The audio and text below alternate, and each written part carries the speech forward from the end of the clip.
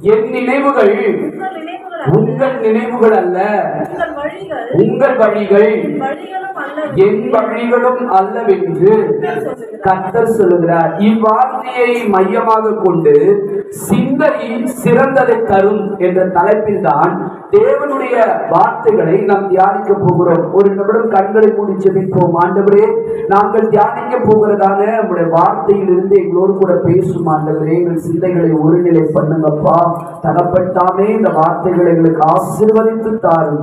என்னை மறைத்து நீர் வெளிப்படுங்க தகப்பனே. சுயங்கள் சாம்பலாய் மாறட்டும் தெய்வமே. உங்களுடைய பிள்ளைகளை உங்களுடைய வார்த்தையின் வழியாக நீர் தொட்டு ஆற்றி தேற்றி காயங்களை கட்டி நீர் குணப்படுத்தும் சீர்படுத்தும் ஆசீர்வாதத்திற்கு நேராக எங்களை நீர் கொண்டு செல்வீராக. இயேசுவின் நாமத்தில் ஜெபிக்கிறோம் பிதாவே, ஆமென். கவனிங்க, சிந்தை சிறந்ததை தரும். மனிதனுடைய வாழ்க்கையில மிக மிக மிக முக்கியமான காரியம் என்னன்னா, ஒரு மனிதனுடைய சிந்தை தான் ரொம்ப முக்கியம். உங்க வாழ்க்கையை நிர்ணயிக்கக்கூடியது எது? உங்களுடைய வாழ்க்கையின் தரத்தை உயர்த்தக்கூடியது எது? உன்னை நல்ல மனிதனாகவும் கெட்ட மனிதனாகவும் பிரதிபலிக்கக்கூடியது எது அப்படின்னா உங்களுடைய சிந்தை தான். உங்களுடைய சிந்தை சரியாக இருந்தால் உங்களுடைய வாழ்க்கை சரியாக இருக்கும். நீங்க யோசிக்கிறதான உங்களுடைய சிந்தை எப்படி இருக்கிறதோ அதுதான் உங்களுடைய தோற்றம், அதுதான் உங்களுடைய செயல், அதுதான் உங்களுடைய பேச்சு, அதுதான் உங்களுடைய சுபாவம். ஹல்லேலூயா. ஒரு மனிதனுடைய வாழ்க்கையில் மிக மிக அவசியமானது எது தெரியுமா? சிந்தை தான். வாழ்க்கையில நம்ம ஆசீர்வாதங்களை பெறவே முடியாது. கவனிங்க, ஒரு நாளைக்கு 6200 சிந்தைகள் என்ன செய்யுமா வந்து போகுது அப்படின்னு அவங்க கண்டுபிடிச்சிருக்கிறாங்க இந்த தகவல். அப்போ நம்முடைய சிந்தை பாருங்க எப்படிப்பட்ட ஒரு சிந்தை. ஒரு நாளைக்கு இந்த 6200 சிந்தைகளில 90% 90% சிந்தனை தேவையில்லாத சிந்தனை. என்ன சொல்றாங்க? 90% சிந்தனை தேவையில்லாத சிந்தனை தான். 10% தான் தேவையான சிந்தனை. இந்த 10% சிந்தனை தான் உங்களுக்கு இப்பேற்பட்ட நன்மைகளை கொடுத்திருக்கு. ஆனா 90% கெட்ட சிந்தனை தான் நம்முடைய வாழ்க்கையில தோல்விக்கும் பிரச்சனைகளுக்கும் குழப்பங்களுக்கும் மன உளைச்சல்களுக்கும் டிப்ரெஷனுக்கும் காரணம் 90% சிந்தனை. ஆகவே தான் வேதாகமத்துல மனிதனுடைய சிந்தனை குறித்து நிறைய காரியங்கள் போடப்பட்டிருக்கு. நிறைய காரியங்கள் பாரு. கர்த்தர் சொல்றாரு, ஏசாயால வாசித்தோம், உன் நினைவுகள் என் நினைவுகள் அல்ல, உன் வழிகள் என் வழிகள் அல்ல. நீங்க நினைக்கிறது எல்லாம் கர்த்தர் நினைக்கிறார் அல்ல. நாம நினைக்கிறது வேற, கர்த்தர் நினைக்கிறது வேற. ஆகவே 90% தேவையில்லாத சிந்தனைகளை நீங்கள் தவிர்க்கும் போது உங்களுடைய வாழ்க்கையிலே சிறந்தது உண்டாகும். அதுதான் சிந்தையே சிறந்ததை தரும். ஒரு கை நிறைய பணமும் நல்ல வேலையும் நல்ல வீடும் இருந்தா நம்ம சுகமா வாழலாம் நினைக்கிறீங்க. அப்படி அல்ல. உங்களுடைய வாழ்க்கை சிறப்பாக இருப்பதற்கு, நீங்க ஒரு சிறந்த வாழ்க்கை வாழ்வதற்கு முதலாவது நீங்க ஒழுங்குபடுத்த வேண்டியது எது தெரியுமா? உங்களுடைய சிந்தனையை தான் நீங்க ஒழுங்குபடுத்தணும். கவனிக்கிறீங்களா எல்லாரும்? உங்களுடைய சிந்தனையை தான் ஒழுங்குபடுத்தணும். உங்க சிந்தனையை நீங்க ஒழுங்குபடுத்திட்டாலுமே போதும், உங்க வாழ்க்கையில நீங்க எல்லாத்தையும் என்ன பண்ணிட்டாங்க மாத்திக்கலாம். சங்கீதம் 2:11 வாசிச்சோம், விருதா காரியங்களை சிந்திப்பானே. வீணான காரியங்கள், வீணான சிந்தனைகள். இந்த வீணான சிந்தனை ஒரு மனிதனுடைய வாழ்க்கையை உயர்த்தவே உயர்த்தாது. நீங்க ஆசீர்வாதமா இருக்கிறதுக்கு ஒரே ஒரு வழி என்னன்னா, உங்க சிந்தனையை ஃபர்ஸ்ட் கரெக்ட் பண்ணுங்க. வாழ்க்கையில நம்ம எதை ஒழுங்குபடுத்தணும் அப்படின்னா பாருங்க, இன்னொரு வசனம் சொல்லுது. மத்தேயு 9:4 என்ன வாசிங்க? மத்தேயு 9:4. மத்தேயு 9:4. அவர்கள் நினைவுகளை அறிந்து நீங்கள் உங்கள் இருதயங்களில் கொள்ளாமைகளை சிந்திக்கிறதென்ன? உன் பாவங்கள் மன்னிக்கப்பட்டது என்று சொல்வதோ எழுந்த நடம் என்று சொல்வதோ எது எளிது? பூமியிலே பாவங்களை கொள்ளாதவைகளை சிந்திப்பானேன். புரோஜனமே இல்லாத சிந்தனைகள் நிறைய வரும். எதுக்கு புரோஜனமே இல்லாத சிந்தனை நமக்கு வரணும்? ஒண்ணு. ரெண்டாவது பார்க்கிறோம், பொல்லாத சிந்தனைகள். எப்பேற்பட்ட சிந்தனை? இதெல்லாம் வேதம் சொல்லுகிறது. இந்த பொல்லாத சிந்தனைகள் நம்முடைய வாழ்க்கையில ஒரு மிகப்பெரிய வீழ்ச்சியை தான் கொடுக்கவே தவிர வச்சு உயர்வை கொடுக்கவே கொடுக்காது. சிந்தனை தான் உங்களுக்கு சிறந்ததை தரும். ஆசீர்வாதம் எப்படி வரும்? ஒரு சிந்தனையை நீ சரிப்படுத்திட்டா உங்களுக்கு ஆசீர்வாதம். சிந்தனையை சரிப்படுத்தலைன்னா ஒரு நாள் என்ன வராதுங்க, ஆசீர்வாதம் வரவே வராது. ஒரு தீவிரவாத அமைப்பு சேர்ந்தவர், புரியுதா? அவர் உருவானதுக்கு என்ன காரணம்? அவருடைய சிந்தனை. தீவிரவாதியா மாறுறதுக்கு யார் காரணம்? ஹிட்லர் உருவானதுக்கு யார், எது காரணம்? ஹிட்லர் யாரு? நிறைய பேருடைய உயிரை, யூதருடைய உயிரை, அவருடைய சிந்தனை. சிந்தனை தான் உன்னை நல்லவனாவும் மாத்தும், கெட்டவனாவும் போலாம். தாமஸ் எடிசன் யார்? இவ்வளவு பேர் சொல்றேன். இவர் தாமஸ் எடிசன் 1879ஆம் ஆண்டு எலக்ட்ரிக்கல் பல்பை கண்டுபிடிக்கிறார். 1879ஆம் ஆண்டு முதலாவதாக எலக்ட்ரிக்கல் பல்பை கண்டுபிடிச்சது யாரு? Thomas Alva Edison. இவருடைய சிந்தை எப்படி பாருங்க. பெருந்தடம் தீவிரவாதியா மாறி போறாரு. அவருடைய சிந்தனை அதுக்கு காரணம்.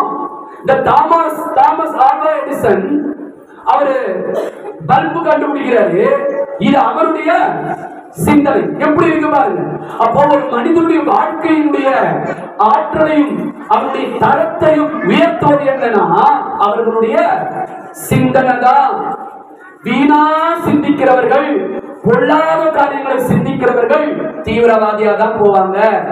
இப்ப லாஸ்டா கல்கத்தால எல்லாரும் கேள்விப்பட்டிருப்பீங்க, ஒரு பெண்ணை, ஒரு மருத்துவ டாக்டர் படிச்சு கொண்டு அவங்க வேலை பார்த்துட்டு இருக்கிற அந்த டாக்டரை, அவர் யாரு அப்படின்னா ஒரு நபர், ஒருத்தர், அவர் போலீஸ் வாலண்டியரா ஒர்க் பண்றவர்.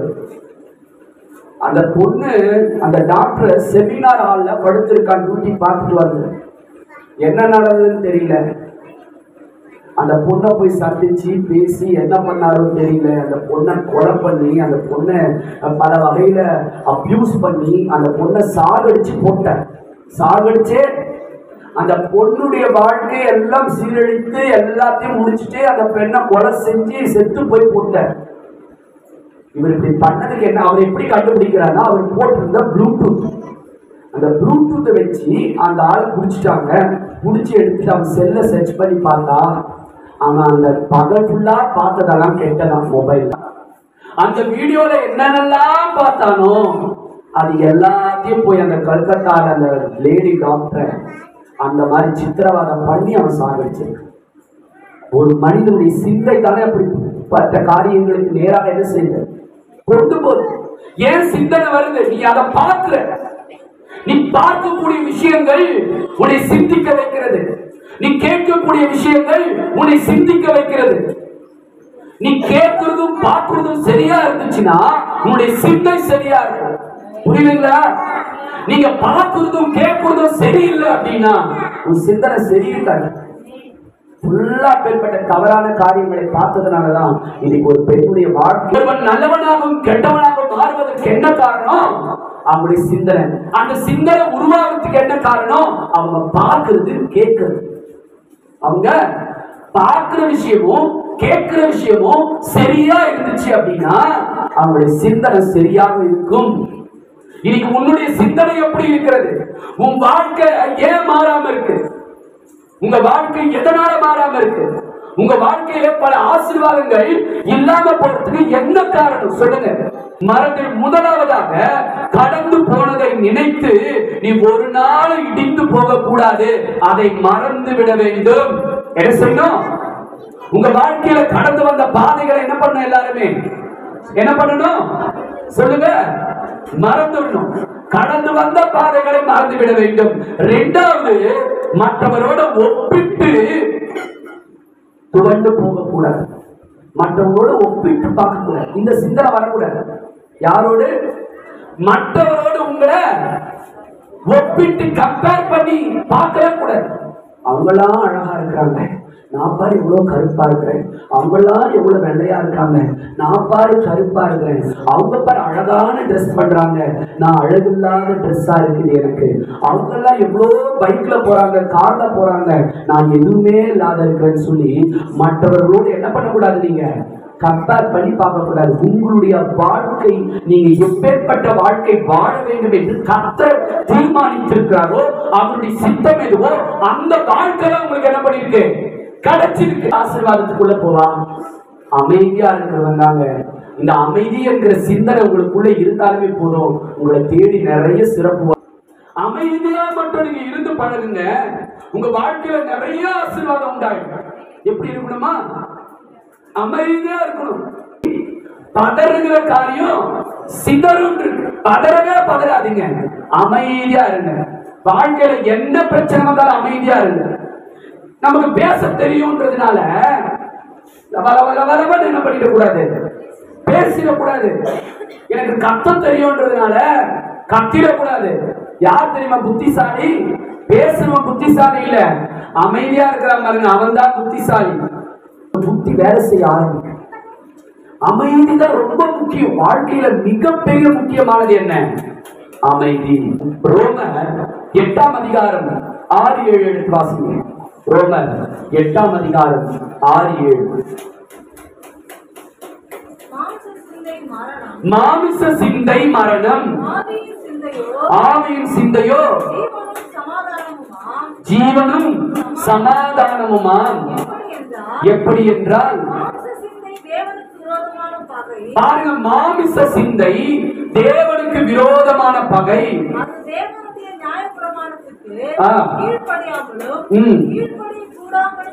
பாருங்க, நமக்குள்ள வரக்கூடாத சிந்தனை என்ன சிந்தனை தெரியுமா? மாமிச சிந்தனை. மாமிச சிந்தனை என்ன தெரியுமா? உலகத்தை பற்றியே எண்ணம். நிறைய பேருக்கு சொன்னாங்க, பணம் பணம் பணம் பணம் பணம் பணம் சம்பாதிக்கணும், வீடு கட்டணும், சொத்து சேர்க்கணும். இதெல்லாம் என்ன சிந்தனையா? மாமிச சிந்தை. இந்த மாமிச சிந்தை தேவனுக்கு விரோதமான பகை. நல்லதை சிந்திங்க. உங்களுடைய சிந்தனை ஆரோக்கியமா. மாமிச சிந்தை மரணம். உங்க வாழ்க்கையில எண்ணத்தை ஏற்படுத்தினா நஷ்டத்தை தான் கொடுக்கும், கஷ்டத்தை தான் கொடுக்கும், உபத்திரவத்தை தான் கொடுக்கும், பிரச்சனையை தான் கொடுக்கும், சிறந்ததை கொடுக்காது. நல்லது சிந்தனை பண்ணுங்க. ஆவி ஆவிக்குரிய சிந்தை என்பது நல்ல சிந்தை. முன்னாடி சொன்ன பாருங்க, அந்த ஒரு பொல்லாத நல்லதை யோசிங்க. எதை யோசிக்கணும்? மரியாளுடைய சிந்தையை குறித்து இப்ப நான் முடிக்க போறேன். மரியாளுடைய சிந்தைய நான் சொல்லி நான் முடிக்கிறேன், கேளுங்க. மரியாளுடைய சிந்தை மாமிச சிந்தை அல்ல. மரியாள் யாருன்னா இயேசுவை பெற்றெடுத்த தாய். இந்த தாயாருடைய சிந்தை எப்படி தெரியுமா இருந்துச்சா? அந்த சிந்தை தான் அவங்களுக்கு சிறந்ததை கொடுத்துச்சு. இந்த மரியாளுடைய சிந்தை சரியாக இருந்தது, மரியாளுடைய சிந்தை யோக்கியமானதா இருந்தது, மரியாளுடைய சிந்தை ஆரோக்கியமானதா இருந்தது. ஆகவே மரியாதை தேடி வந்தது சிறந்தது. ஒரு சிறந்த ஆசீர்வாதம் மரியாதைக்கு கிடைத்தது. நீங்க எல்லாருமே ஒரு சிறப்பை எதிர்பார்த்து கொண்டிருக்கிறீர்கள். என்னுடைய வாழ்க்கையில ஒரு சிறப்பான நன்மை வேணுமே, என்னுடைய வாழ்க்கை வேதனையா இருக்கிறது, எனக்கு கவலையா இருக்கிறேன், நான் உபத்திரவத்தில் இருக்கிறேன், எனக்கு ஒரு நல்ல வேலை கிடைக்கணும், நான் படிப்புல உயரணும், நல்ல வீடு கட்டணும், ஆசீர்வாதமா இருக்கணும். எல்லாருக்கும் ஒவ்வொரு காரியங்கள் உண்டு, எனக்கும் உண்டு. இந்த சிறந்ததை நான் அடைய வேண்டுமானால் மரியாதை போல நான் சிந்திக்க பழகி கொள்ள வேண்டும். மரியாதை போல நீ சிந்தித்தால் கட்டாயம். மரியாதை யார்? கடவுள் அல்ல. உன்னை போன்று என்னை போன்ற ஒரு சாதாரணமான பெண்மணி, ஒரு மாமிசமான ஒரு பெண்மணி தான். ஆனா அந்த பெண்ணை தேடி ஒரு சிறப்பு வருகிறது. அந்த பெண்ணை தேடி இயேசு கிறிஸ்து பிறக்கிறார். ஒரு சிறந்த ஆசீர்வாதம் உண்டாகிறது. இதற்கு என்ன காரணம் தெரியுமா? வாசிங்க, லூக்கா 1ஆம் அதிகாரம் 29வது வசனத்தை வாசிங்க. லூக்கா 1:29.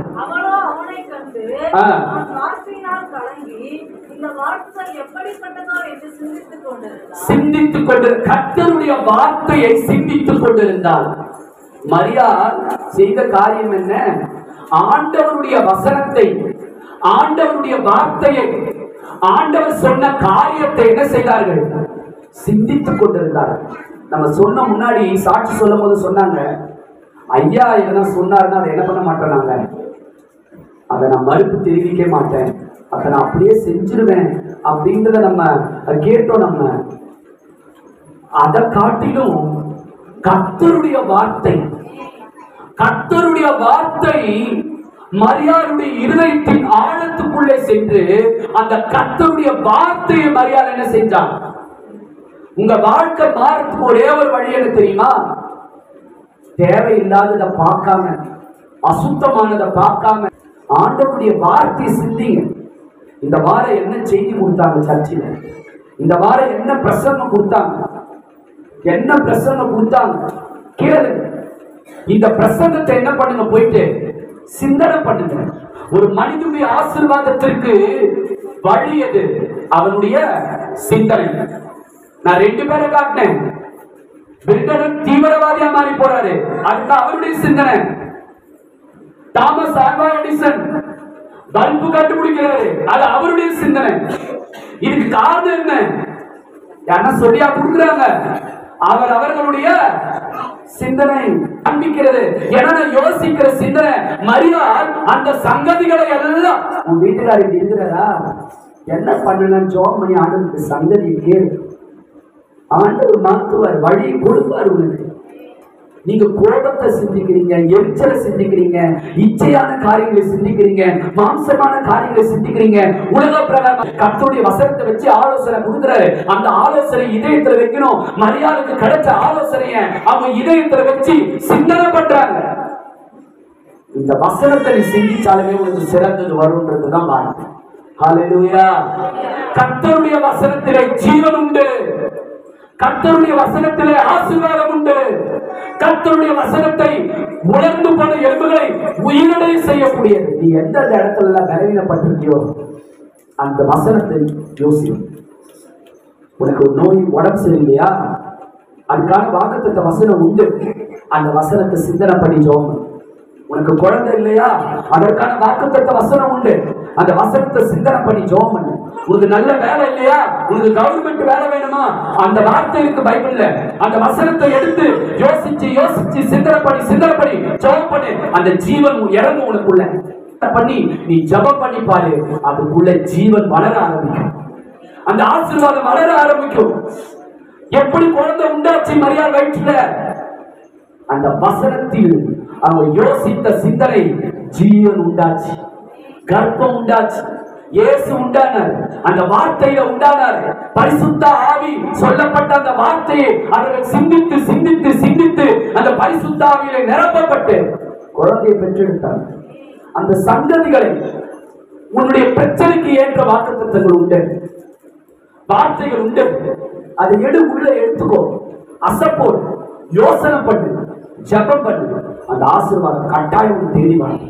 அந்த கர்த்தருடைய வசனத்தை நீ சிந்திச்சினா உனக்குள்ள ஒரு ஜீவன், ஒரு தெம்பு, ஒரு எனர்ஜி, ஒரு குட் வைப்ரேஷன் உண்டாயிடும். யாருக்குள்ள? ஆண்டவருடைய வசனத்தை தியானம் பண்ண மரியாளுக்குள்ள புது ஆசீர்வாதம் வந்துச்சு, ஒரு சிறப்பு தேடி வந்துச்சு. அது மாத்திரமல்ல, அப்படிப்பட்ட மரியாள் போய் எலிசபெத்தோடு பேச போறாங்க. யாரு? எலிசபெத்தோடு பேச போறாங்க. அந்த எலிசபெத்தினுடைய வாழ்த்துதலை கேட்டு வயிற்றில் இருந்த பிள்ளை என்ன செஞ்சான்? கழித்து துள்ளிட்டு பார்க்கணும். ஒரு ஆரோக்கியமான சிந்தனை உள்ள ஆட்கள் யாரிடத்துல போய் பேசினாலும் அவங்க உள்ளமே பூரிப்படையும்.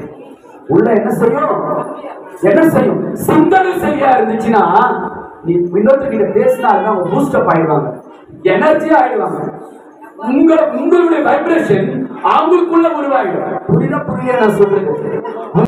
அந்நாட்களில் மரியாள் எழுந்து மலைநாட்டிலே யூதாவில் ஒரு பட்டணத்துக்கு தீவிரமாய் போய் சகரியாவின் வீட்டுக்கு பிரவேசித்து எலிசபெத்தை வாழ்த்தினார். எலிசபெத் மரியாளுடைய வாழ்த்துதலை கேட்ட பொழுது அவளுடைய வயிற்றில் இருந்த பிள்ளை துள்ளிற்று. எலிசபெத் பரிசுத்த ஆவியினால் நிரப்பப்பட்டு உரத்த சத்தமாய், ஸ்திரீகளுக்குள்ளே நீ ஆசீர்வதிக்கப்பட்ட. பாருங்க, இந்த மரியாளுடைய வாழ்த்துதலை கேட்டு எலிசபெத்தினுடைய குழந்தை பரிசுத்த ஆவியில நிரம்பிச்சாங்க. இப்பேற்பட்ட ஒரு ரகசியமான ஒரு காரியம் நடக்குது அப்படின்னா, ஒரு அனாயிண்டிங் பாஸ் ஆகுது. பாருங்க எப்படி இது நடக்குது தெரியுமா? அவங்களுடைய சிந்தனை தான் காரணம். இன்னைக்கு ஒரு ஊழியக்காரன் என்ன சொன்னாலும் அது தப்பா சிந்திக்கிறது. கர்த்தருடைய வசனம் உங்களை நோக்கி வரும்போது வேற மாதிரி யோசிக்கிறது. வேற மாதிரி யோசிக்காதீங்க. எல்லாத்துலயும் ஜீவன் இருக்கு. கர்த்தருடைய வார்த்தையில என்ன இருக்கு? என்ன இருக்கு? ஜீவன் இருக்கிறது. உங்ககிட்ட ஒரு ஊழியக்காரம்மா வசனத்தை பேசுறாங்களா, சிந்தனை பண்ணு. ஊழியக்காரர் பேசுறாங்களா, சிந்தனை பண்ணு. வாக்குத்தத்த வசனங்களை சிந்தனை பண்ணு. ஆலோசனை கொடுக்குறாங்களா, சிந்தனை பண்ணு. அந்த சிந்தனை தான் உனக்கு சிறப்பை தரப்போதை தவிர வச்சு நீ சம்பாதிக்கிற பணம் ஒண்ணு சிறப்பான மனிதனை ஒரு நாள மாற்ற. மரியாளுடைய வாழ்க்கையிலே இயேசு பிறந்ததற்கு என்ன காரணம்? அவர்கள் கர்த்தருடைய வார்த்தையை சிந்தித்து சிந்தித்து சிந்தித்து அவர்கள் ஆசீர்வதிக்கப்பட்டார்கள். அந்த அப்படிப்பட்ட சிந்தனை கொண்ட மரியாள் எலிசபெத்தை போய் பார்க்கும் பொழுது அந்த குழந்தை பரிசுத்த ஆவியிலே நிரம்புது. அல்லேலூயா. நீங்க சரிப்படுத்த வேண்டியது என்ன தெரியுமா? உங்களுடைய சிந்தனையை சரிப்படுத்தணும்னா ஒண்ணு, தேவையில்லாத பார்க்காத, தேவையில்லாததை கேட்காத, தேவையானதை பாரு, தேவையானதை கேளு. உன் சிந்தனை சரியாயிடும். உன் சிந்தனை சரியாச்சுன்னா கர்த்தர் உன் வாழ்க்கையில அமோகமான ஆசீர்வாதங்களை கட்டளையிடுவார்.